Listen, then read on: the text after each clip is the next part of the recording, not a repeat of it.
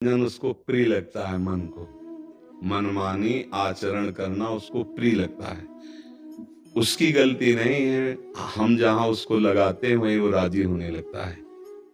अब जैसे अध्यात्म मार्ग में लगा रहे हैं तो इसमें जहाँ-जहाँ वो लगा रहा है, उसके विरुद्ध बात है।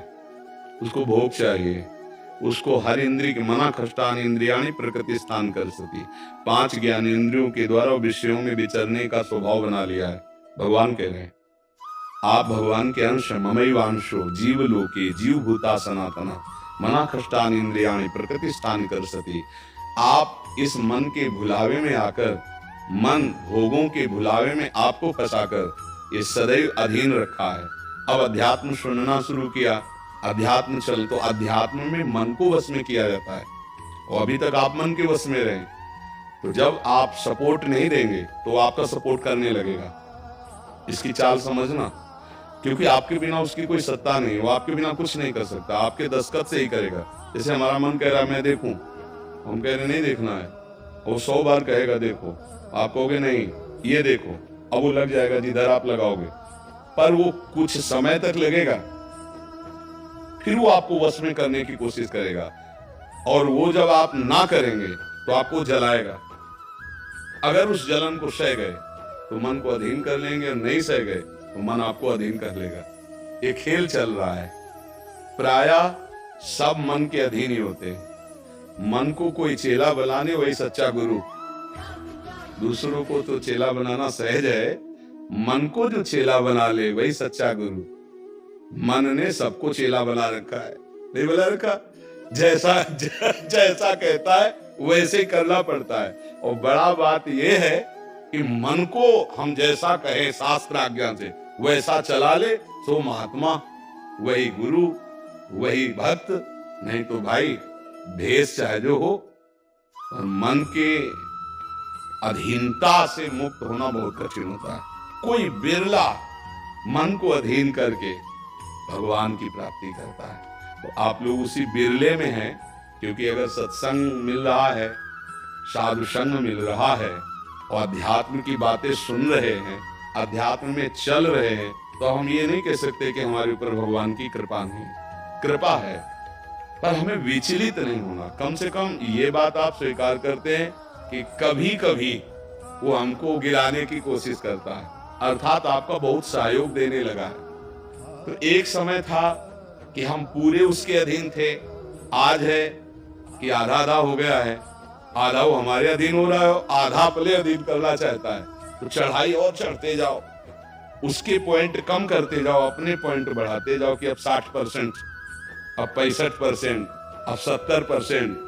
फिर जिस दिन 100% तो तुम्हारे अधीन हो गया, उसी दिन भगवान के आनंद का जो स्वरूप है वो प्रकाशित कर देगा। अब ये लड़ाई बहुत जोर की है, छोटी मोटी लड़ाई नहीं है। वो छोटा मोटा शक्तिशाली नहीं, बहुत शक्तिशाली है। क्या? आपको सपोर्ट देगा, राधा राधा राधा, फिर धीरे से आपके सामने रखेगा। देखो इतने दिन जब करते हुआ कोई सुख तो नहीं मिल रहा, इसको भोगो, अभी आनंद आ जाएगा। और देखो ये भोग आपके पास व्यवस्थित है, देखो ना, अभी आनंद आ जाएगा। अच्छा, अब रुका राधा नाम, अब उस भोग प्रवीण है मन, बहुत फुसला के फंसाता है। ऐसे ही फंसाता है कि देखो देख लेंगे, छुएंगे थोड़ी, नजदीक पहुंचा जिस विषय का, छू लेंगे, कुछ होगा थोड़ी, और धीरे धीरे धीरे वो तुम्हें लगेगा यार गलती हो गई, ऐसा क्यों हो गया, ऐसा यूं हो गया कि उसकी चाल को नहीं समझ पाए हैं, उसकी चाल को नहीं समझ पाए। हर एक इंद्रिय के साथ ही जुड़ा हुआ है। ये सुन लेंगे, ये देख लेंगे, ये छू लेंगे, ये भोग लेंगे। इन्हीं इंद्रियों के कारण हमें परमात्मा प्राप्ति नहीं हो रही। यही इंद्रियां भोगों में फंसाए हुए हैं, और उसका मुखिया ये मन है, और ये बहुत चतुर मंत्री है आपका मंत्री। पर ऐसा समझ लो कि भोला राजा और चतुर मंत्री, उसकी दुर्दशा कैसी होती राजा की। जो सलाह देता है वैसे ही कर देता है और फंसता चला जाता है, और मंत्री अपने को बलवान बनाकर केवल नाम मात्र का राजा उसको बनाए हुए सारा काम वही करना। देख लो आप, नाम मात्र के आप जीवात्मा भगवान के अंश हो, सारा काम वही मन कर रहा है। हमारा मन कर रहा है आज ये खाएं तो हम खाएं, नहीं ये मन की मांग है, तेरी मांग नहीं है। लेकिन ऐसा कौन भेद पैदा कर पाता है? और मेरा मन कह रहा है आज ये देखा जाए, तो अब भाई देखा जाए। मेरा मन कह रहा है, तो कभी कभी मन अच्छा सपोर्ट करता है। जैसे आपको मन ने ही कहा चलो चलते हैं सत्संग में, बाबा के पास बैठते हैं वृंदावन में, तो अच्छा सपोर्ट दिया ना। वो सपोर्ट ना देता तो आप नहीं आ पाते। बस इसको अच्छे सपोर्ट के पॉइंट में लगाते रहो, और जब बुरा सपोर्ट करे उस समय सहना बहुत कठिन होता है। अगर मन ने ठान लिया कि अब ये करना है और आपने कह दिया ना, तो आपको जलाना शुरू करेगा, और उस जलन को जो सह गया, यम ही न व्यथ्यन्ते ते पुरुषम पुरुषर्षव सम दुखा सुखाधीनम स्वमृतत्वाय कल्पते। उस जलन को जो सह गया सो भगवान को प्राप्त करने की सामर्थ्य रख लेता है। बहुत कठिन है मन की जलन को सहना।